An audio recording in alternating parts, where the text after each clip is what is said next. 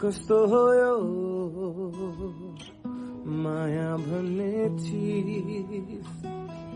थाहै नपाई बस्दो रहेछ नि कहाँबाट आउँछ होला फेरि कसले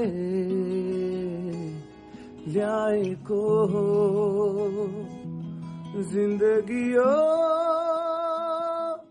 तिमी बिना